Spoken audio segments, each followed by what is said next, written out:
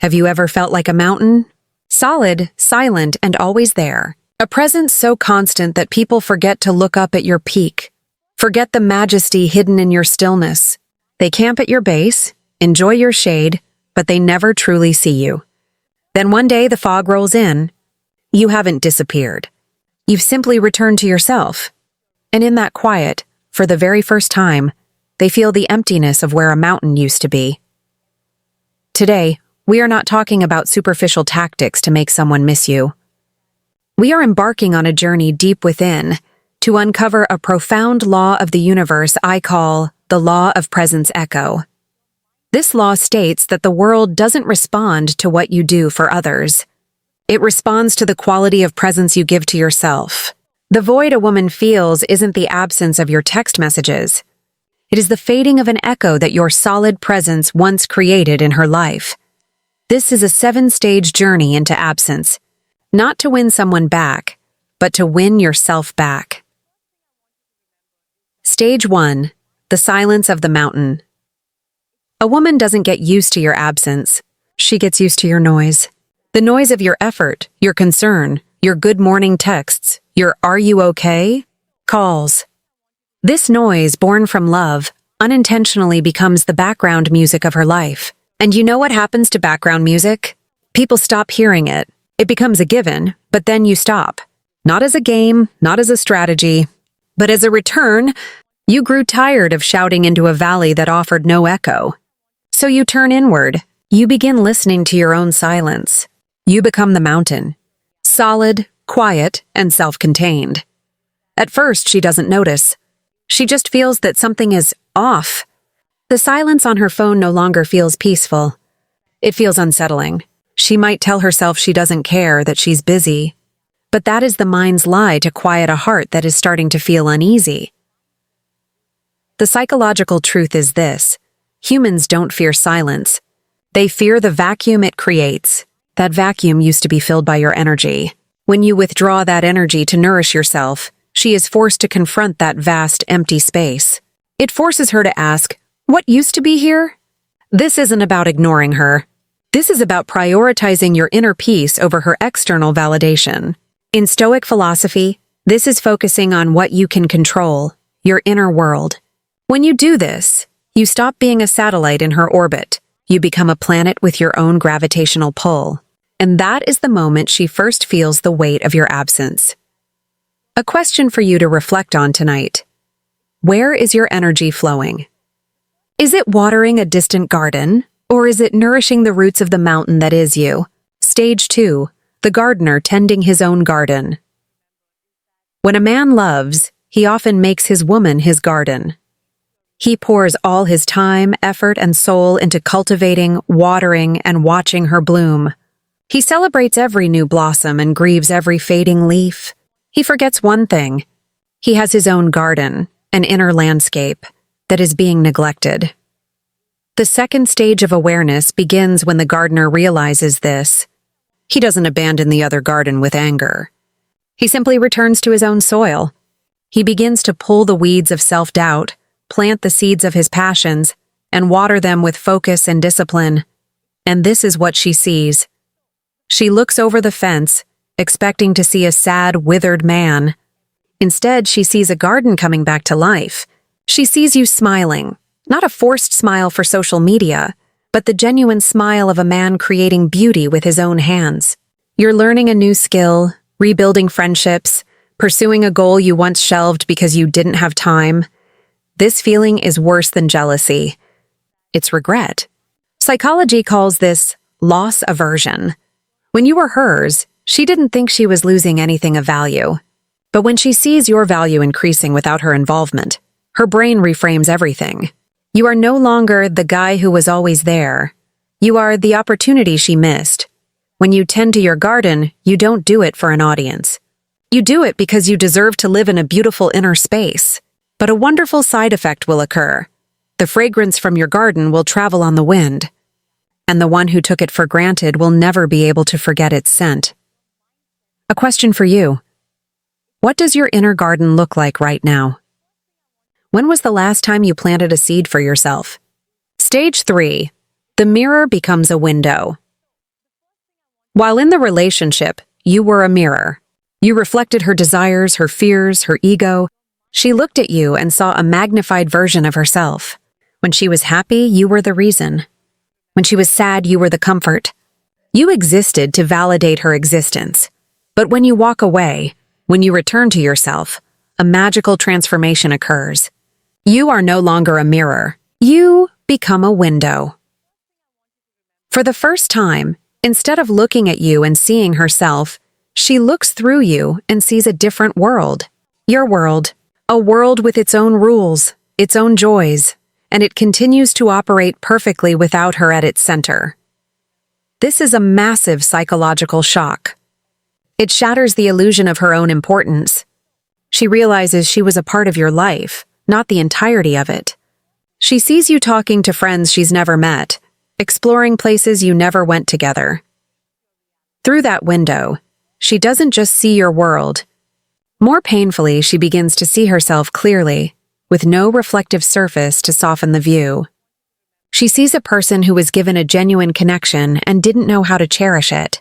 She is confronted by her own choices, with no one left to blame. When she looks through that window and sees you living a full life of your own, she won't feel jealousy. She will feel admiration.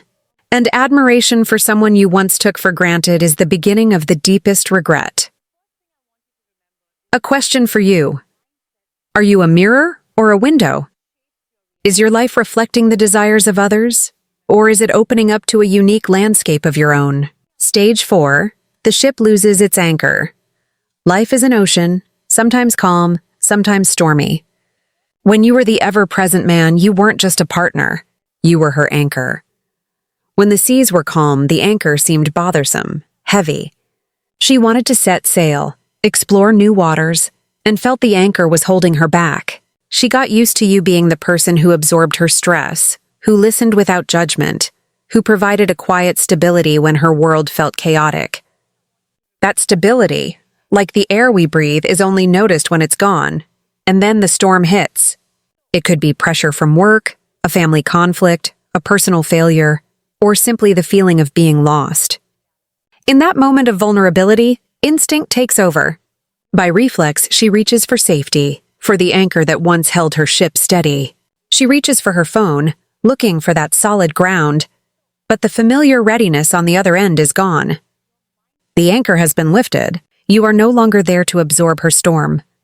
Because you are busy navigating your own storms or enjoying your own calm sea, this is where regret shifts from the intellectual to the primal. The missing is no longer about losing a good guy. It is a craving for a lost sense of safety. Psychology calls this secure attachment. You provided a stable base from which she could explore the world, knowing there was always a safe harbor to return to.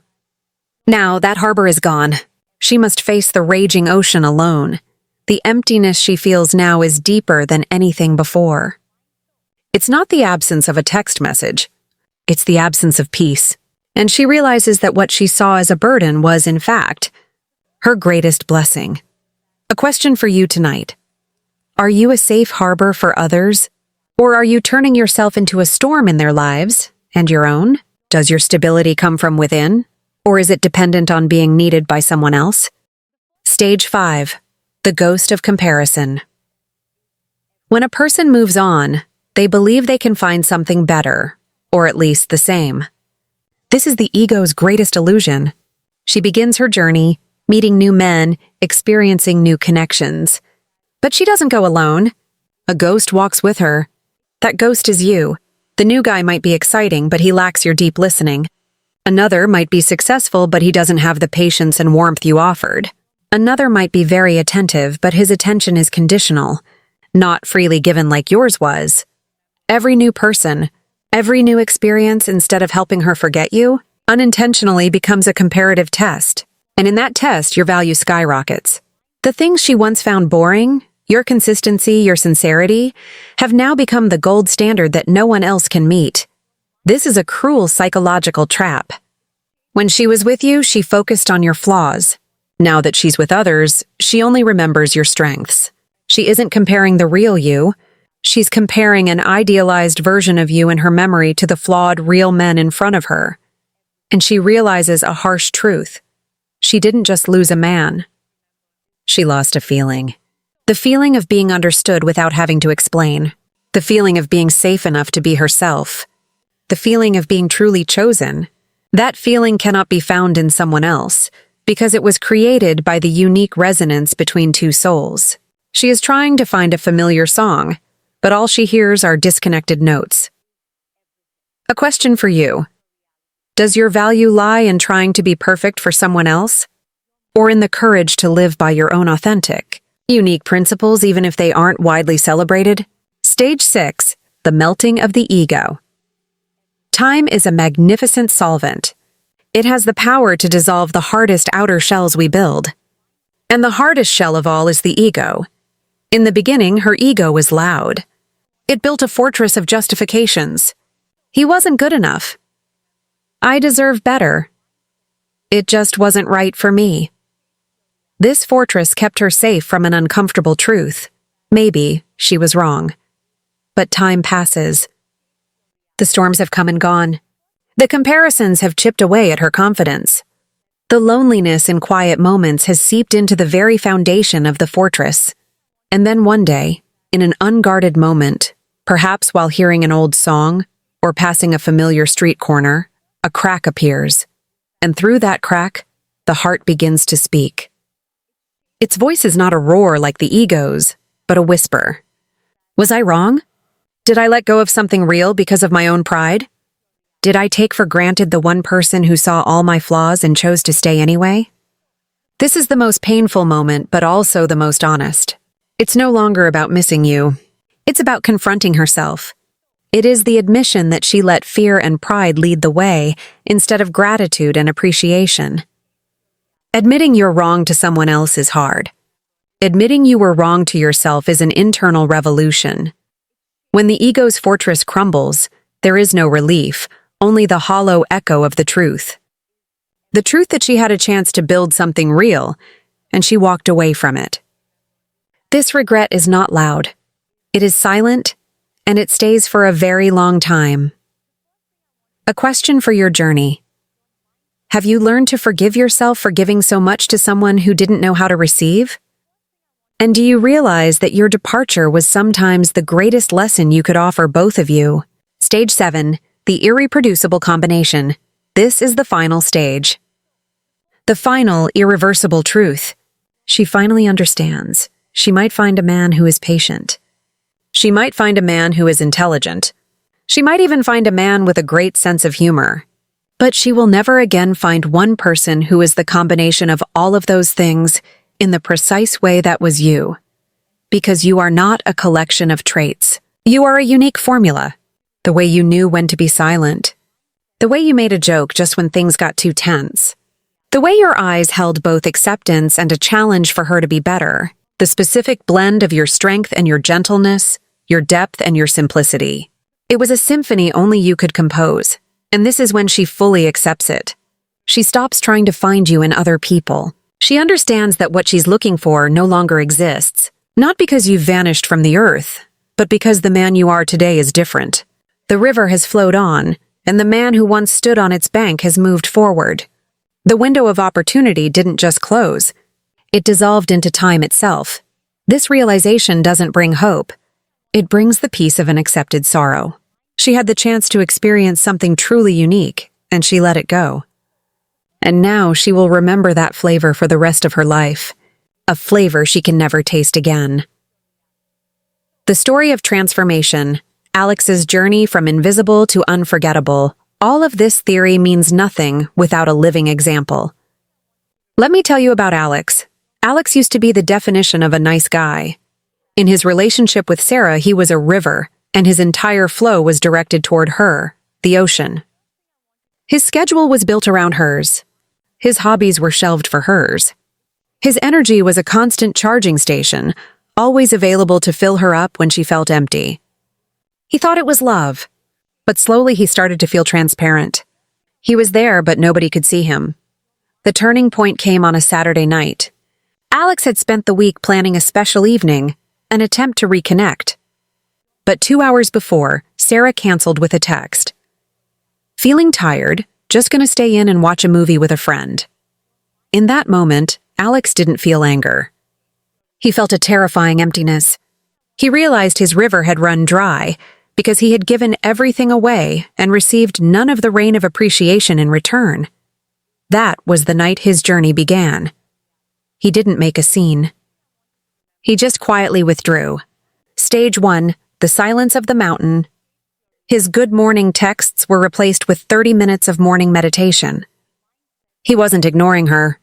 He was busy listening to himself.